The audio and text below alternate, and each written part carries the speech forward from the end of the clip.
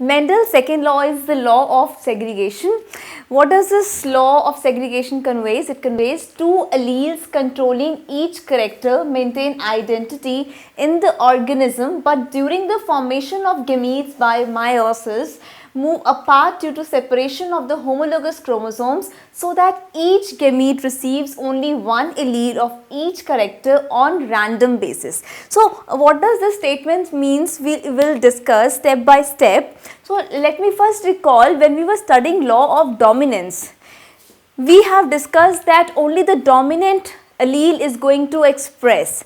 So if we have the dominant character as the tall pea plant, the progeny will be tall. So why? Because the dominant allele expresses itself and the recessive in the presence of the dominant allele is not going to express. So how we have come to this conclusion is, as you all know, that Mendel took pure breeding varieties. So he took a tall pea plant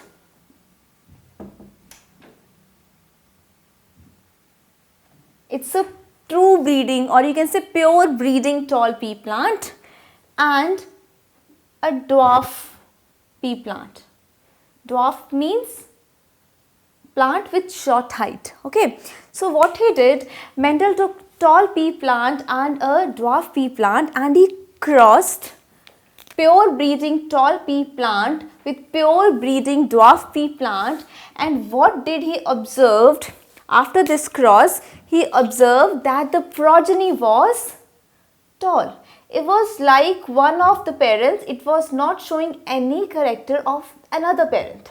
Okay, so when Mendel crossed pure breeding tall pea plant with pure breeding dwarf pea plant, the progeny or the offspring Mendel obtained was a tall pea plant, right? So I can here write it as pure breeding tall pea plant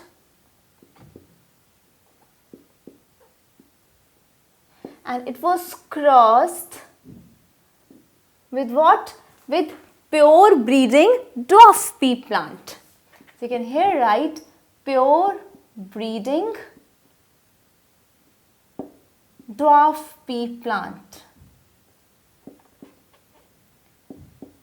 So when Mendel did first cross, he took pure breeding tall pea plant and crossed it with pure breeding dwarf pea plant. What was the progeny he observed? The progeny was tall pea plant. Okay, it was tall pea plant. Now you can observe the question that was raised in Mendel's mind was, and when you look at this also, this question must be in your minds too, that if we have two parents, one is pure tall and one is pure dwarf, so we are having a progeny which is tall, means it is not showing the characters of this parent. It is showing the characters of this parent only, but it is not showing any character of this parent. Okay, so now we have progeny which is tall pea plant. Now what is this Mendel's law of segregation?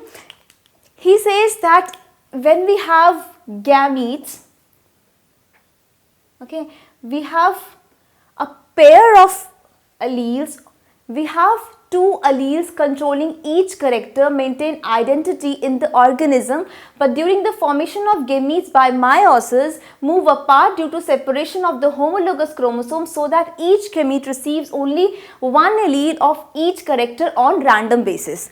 So before what gamete formation we have, supposingly this is for pure tall. Okay, these are the alleles for pure tall pea plant, and here we have pure dwarf pea plant.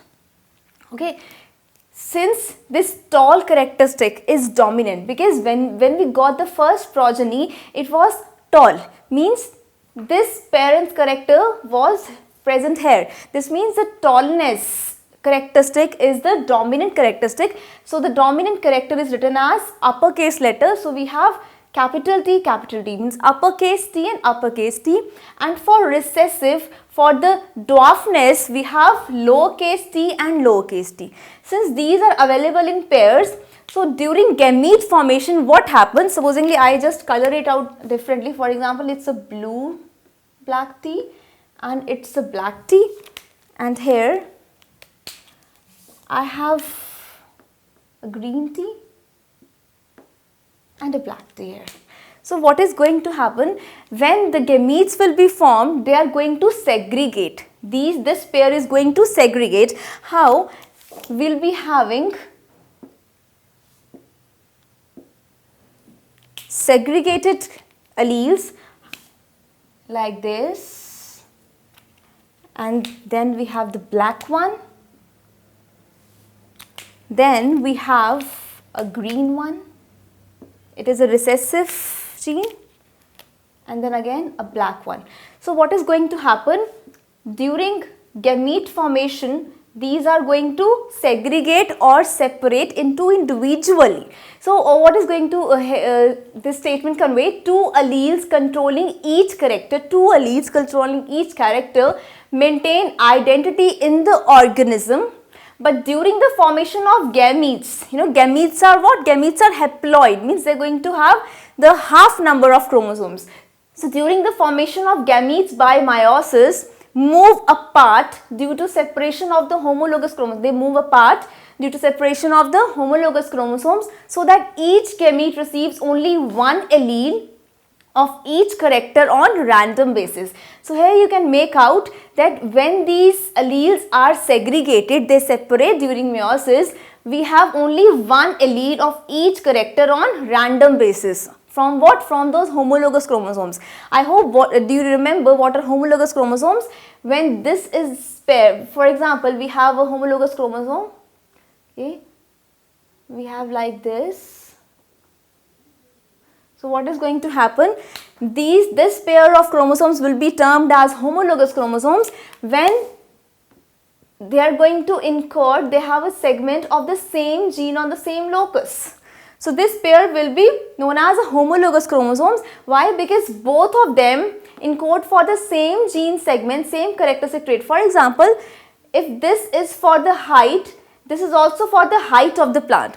So if a pair of chromosomes which are encoding for the same characteristics at the same locus, this pair of chromosomes is known as homologous chromosomes. So since we have two alleles, but during gamete formation, means when they will be haploid cells, gametes are always haploid because they have the half number of chromosomes, they will segregate. During meiosis, what happens? They are going to segregate, and here we have segregated alleles, genes.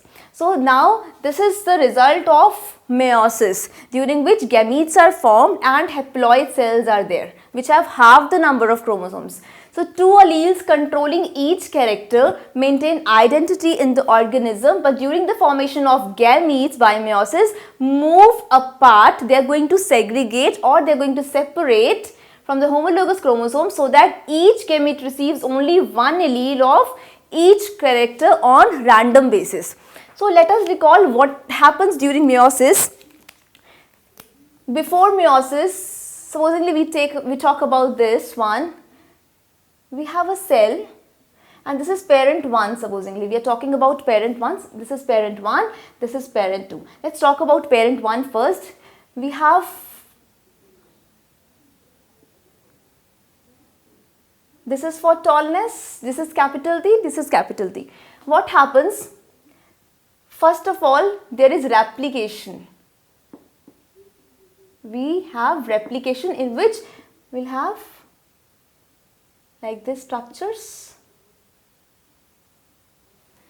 and this is for what? This is capital T, it's also capital T, capital T, capital T, capital T. Okay. After replication, the cell enters meiosis 1. What happens during meiosis? During meiosis 1, what is going to happen? They are going to what? They are going to form two separate, means we'll have cells in which we have such structures. So during meiosis 1, now we have two cells. What happens now when we have these two cells? They enter what? They enter meiosis 2. During meiosis 2, we'll have 4 haploid cells which are going to have half the number of chromosomes. Okay, so means here we have capital T, capital T, capital T and a capital T, means uppercase letter T. So you can imagine that when we talk about the meiosis, the formation of gametes, the chromosome number is reduced to half and we have obtained such results. Let's talk about parent 2. So what is happening in case of parent 2? Again we have this allelic pair. We have lowercase letter t and lowercase letter t. So they are going to replicate. So we have chromosomes like this. This is here I am showing what? I am showing replication of chromosomes. Then this enters what? This enters meiosis 1. So what will be the result? We'll have 2 cells. And after this it is going to enter what? Meiosis 2, where we are going to have 4 haploid cells in which we have half the number of chromosomes. So they will all be lowercase letter t. So what is going to happen during fertilization? One from this and the other from this, from the second parent, they are going to combine randomly. So after completion of meiosis, we have the gametes, and see what is going to happen. We have this one and we have this from one parent, parent 1, and this is parent 2. When they are going to combine, they are going to form this pair. So we have capital T and small t. So this is what is going to happen after the end of fusion. So now the diploid number is restored. Since it was having half the number of chromosomes, now the diploid number is restored. We have now both the alleles, capital T, small t. So you can make out the alleles controlling each character maintain identity in the organism. But during the formation of gametes, means during the formation of these haploid cells which have half the number of chromosomes, move apart, they segregate. Move apart means they segregate. This word segregation means separation. They segregate apart due to separation of what? Homologous chromosome. These homologous chromosomes are seen, they are separating. At the end we have 4 haploid cells which have half the number of chromosomes, so that each gamete receives only one allele. As you can see, only one allele will be there. I have explained it in this way and I have explained it in the form of meiosis also. See, now the haploid cells, the gametes, these are the gametes 1, 2, 3, 4, and they have what? They have what? Only one allele. They don't have a pair like this. During gamete formation, they have half the number of chromosomes and they have only one allele of each character on random basis. So when they are going to combine in the progeny, we will see we have a cell in which the pair of alleles is present, which is uppercase letter T also and lowercase letter small t also. So here you can make out what Mendel wanted to convey when he was giving the statement of law of segregation. And something surprising is here to tell you all, that when Mendel gave this law, there was no idea about meiosis. Okay, so Mendel didn't know anything about meiosis. What he wanted to convey was, when he did his experiment, he had a pure breeding tall pea plant and a pure breeding dwarf pea plant. And when he got the progeny, it was a tall pea plant. So you can make out, when it was a tall pea plant, the character for dwarfness was not seen on the progeny in the F1 generation. So Mendel was here curious to know why this didn't happen.